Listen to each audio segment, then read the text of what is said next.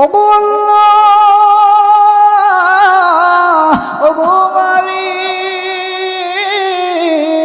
তোমার গুনাহগার বান্দা যখন তোমাকে একবার আল্লাহ বলে ডাক দেয়, তুমি তাদের ডাকে তার ডাকে দুইবার কেন জবাব দাও?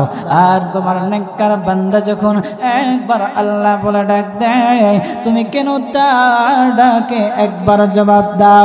আল্লাহ তাআলা বলতেছেন, ও মুসা, মুসা রে, আমার নেককার বান্দা যখন আমাকে একবার আল্লাহ বলে ডাক দেয়, তখন ওই নেককার বান্দা মনের ভিতরে আশা থাকে, ভরসা থাকে যে আমি নেককার, আমার অমুক নেকি আছে, আমার নেকি আছে, নেকির উপর কিছুটা ভরসা করে।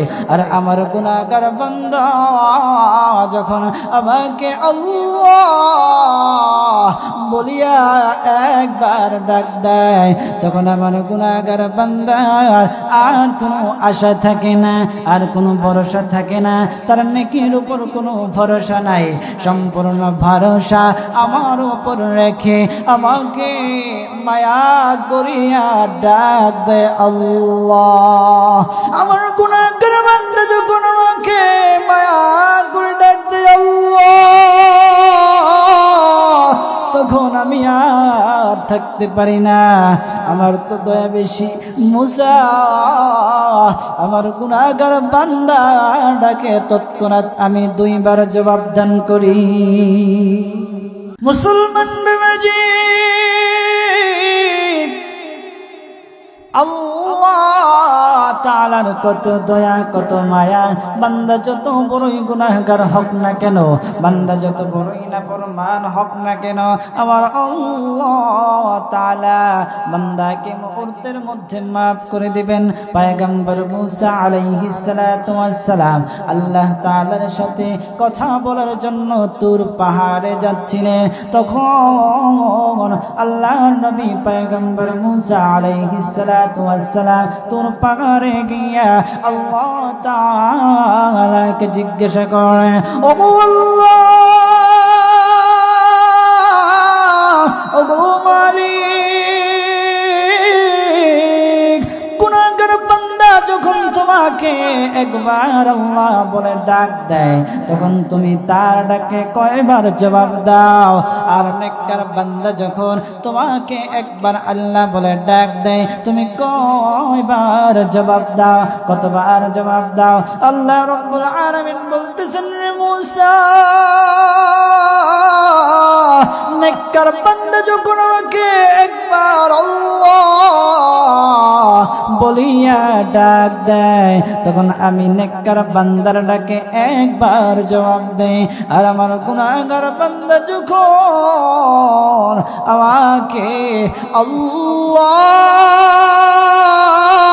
বলিয়া একবার ডাক দেয়, তখন আমি আল্লাহ আমার গুনাহগার বান্দার ডাকে দুইবার জবাব দেই। সুবহানাল্লাহ।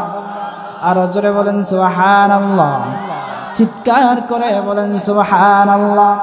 মুসলমান বাবাজি,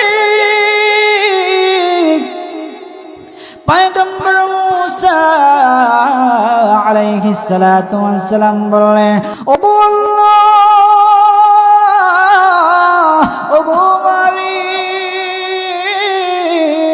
তোমার গুনাহগার বান্দা যখন তোমাকে একবার আল্লাহ বলে ডাক দেয়, তুমি তাদের ডাকে তার ডাকে দুইবার কেন জবাব দাও?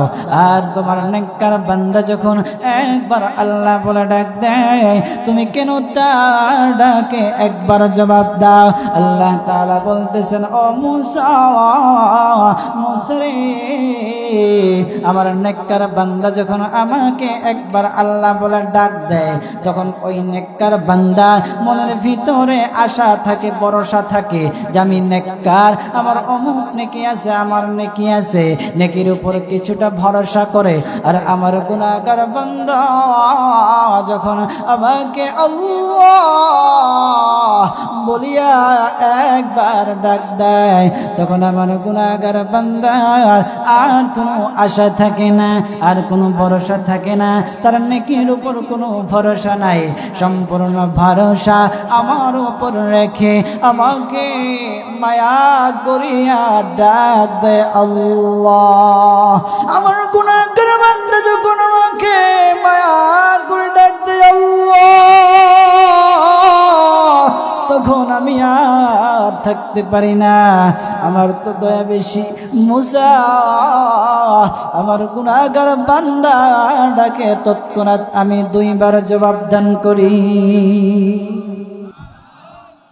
এই জন্য সম্মানিত হাজরিন, যদি মনে করেন যে আমরা গুনাহগার, আমরা পাপিষ্ট, আমরা গুনাহ করতে করতে অন্তরটা শক্ত হয়ে গেছে, তাহলে আল্লাহ তাআলাকে যদি একটা বার ডাক দিতে পারেন, তাহলে আল্লাহ তাআলা প্রতিটা ডাকে 2 বার করে জবাব দান করবেন। সুবহানাল্লাহ।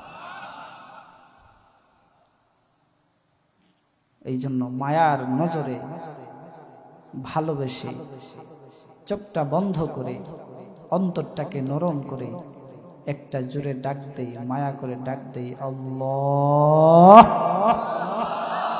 আরো জোরে ডাক দেই আল্লাহ, আস্তাগফিরুল্লাহ। সম্মানিত হাজির, একটা বার চিন্তা করুন, কত দয়ার মালিক আমরা পাইছি, কত দয়ার মালিক আমরা পেয়েছি। দুনিয়ার মানুষ আপনাকে স্বার্থের জন্য ভালোবাসে, দুনিয়ার এমপি মন্ত্রী যাদের পিছনে আপনি ছুটেন, প্রত্যেকটা মানুষ আপনাকে স্বার্থের জন্য ভালোবাসে। প্রত্যেকটা মানুষ আপনাকে স্বার্থের জন্য ইউজ করে, ব্যবহার করে। তার যখন স্বার্থ শেষ হয়ে যায়, তখন আপনার আর কোনো খোঁজ খবর নেয় না। আপনি কার পিছে ছুটছেন? নেতার পিছে ছুটছেন, এই নেতা আপনার কাছে আসবেন, দেখবেন তার স্বার্থ শেষ, আপনারা আর খোঁজ নেবেন। কিন্তু আমার দয়ার মালিক, আমরা সারাটা রাত্র গুনাহ করি, সারাটা রাত্র নাফরমানি করি, তারপরে সকাল ঘুম থেকে উঠে দেখা যায় আমাদের জন্য খাবার রেডি হয়ে আছে। সারাটা দিন গুনাহ করি, সারাটা দিন আমরা নাফরমানি করি, নাফরমানির কাজে আমরা সারাটা দিন থাকি, কিন্তু আপনার আমার মালিক, আমার আল্লাহ রব্বুল আলামিন আপনার আমার জন্য রাত্রের খাবারটা রেডি করে রাখেন। একটা বারও আপনার জন্য আমার জন্য কখনো আল্লাহ তাআলা রিজিক একটা বার বন্ধ করেন নাই। একটা বার আমরা চিন্তা করি না কেমন মালিক আমরা পাইছি, কেমন দয়ার মালিক আমরা পেয়েছি। সারা জীবন গুনাহ করতেছি, অন্যায় কাজ করতেছি, নাফরমানি করতেছি, তারপরে আমার মালিক একটা বারের জন্য আমাদের উপর আযাব দিচ্ছেন না, আমাদেরকে এখনো সুযোগ দিয়েছেন। আল্লাহ তাআলা বলতে থাকেন, বান্দা তোমরা গুনাহ করতেছো, অন্যায় কাজ করতেছো, নাফরমানি করতেছো, বান্দা আসো আমার দিকে, আসো আমার দিকে, একটা বার আসো বান্দা, আমার দিকে আইসা একটা বার আমার কদমে সিজদায় পড়ে আমাকে ডাক দাও আল্লাহ। আমাকে একটা বার ডাক দিতে দেরি হবে, আমি আল্লাহ তাআলা তোকে মাফ করতে দেরি করব। একটা বারও আমরা চিন্তা করি না, একটা বারও চিন্তা করি না কি নাফরমান হয়েছে আমরা। একটা বারও কি আমাদের চিন্তা করা উচিত না? দুনিয়ার মানুষ হাতে আঘাত পাইলে পরে লাথি মেরে বিদায় করে দেয়, লাথি মেরে দূরে সরে দেয়, আর প্রত্যেকটা দিন আমরা নাফরমানি করতেছি। আমার মালিক তো একটা বার লাথি মেরে জমিন থেকে বিদায় করে দেয় না, একটা বারও আমরা চিন্তা করি না।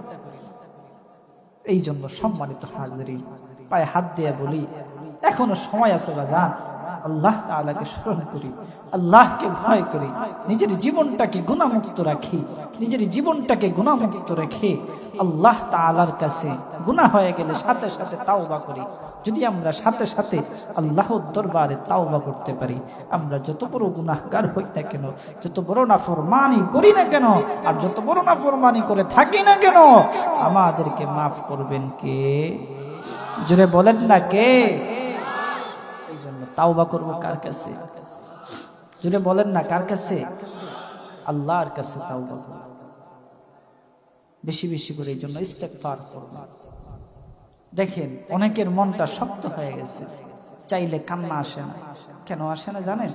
একমাত্র কারণ হচ্ছে গুনাহ করতে করতে করতে করতে অন্তরটা হয়ে গেছে শক্ত, অন্তর শক্ত হয়ে গেছে, এই জন্য আর কান্না আসে না। আর চাইলেও সে কান্না করতে পারে না। যদি আপনার কান্নাওয়ালা চক্ষু হয়ে যায়, যদি আপনি আল্লাহর ভয়ে 2 ফোঁটা চোখের পানি ফেলতে পারেন, আল্লাহর রাসূলের হাবিবের ঘোষণা, আল্লাহর রাসূলের ঘোষণা, আল্লাহ তাআলা ওই কান্নাওয়ালা চক্ষুকে কখনো জাহান্নামের আগুন স্পর্শ করবেন। সুবহানাল্লাহ। এই জন্য গভীর রাতে একা একা, কারো সামনে যাওয়ার দরকার নাই, কারো কাছেরও যাওয়ার দরকার নাই, কারো কাছে গিয়ে তাওবা ইস্তেগফার করারও দরকার নাই। মনে মনে অনুতপ্ত হয়ে লজ্জিত হয়ে আল্লাহ তাআলার কাছে তাওবা করেন, দেখবেন আল্লাহ তাআলা আপনার তাওবা কবুল করে আপনাকে নিষ্পাপ শিশুর মতো বানিয়ে দেবেন। সুবহানাল্লাহ। মনে মনে ভাবতে পারেন যে হুজুর সারা